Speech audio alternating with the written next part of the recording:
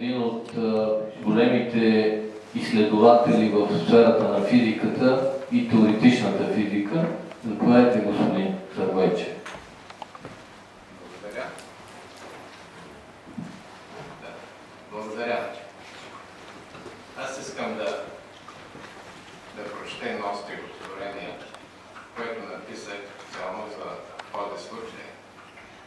И с него по кратък начин просто да кажа някакви неща, които са били в какво време да живеем. Казва се: нашето космическо време. Беше време интересно, не на всеки го известно. България се нареди между космически страни. Страната ни богата, без хора безработни, плащаше цената на проекти сложни. Участвахме в програми, дори международни, изследвахме с вълнение космически явления.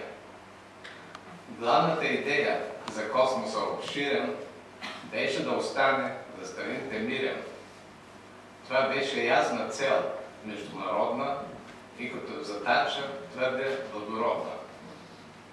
Днес, за съжаление, отново се разбира, че той определение било заблуждение.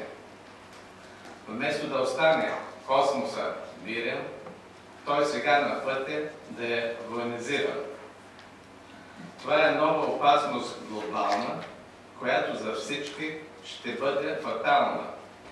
Светът днешен компютъризиран може лесно да бъде анихилиран. Структури неявни, скрити и глобални, света доминират, по избор финансират.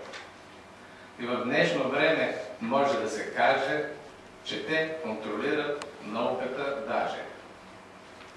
Нашите постижения бяха интересни. В страни развити те станаха известни.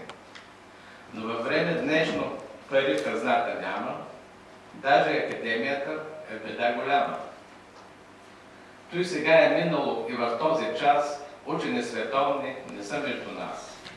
Споменът обаче за тях е жив и ясен, защото всички бяхме колектив прекрасен.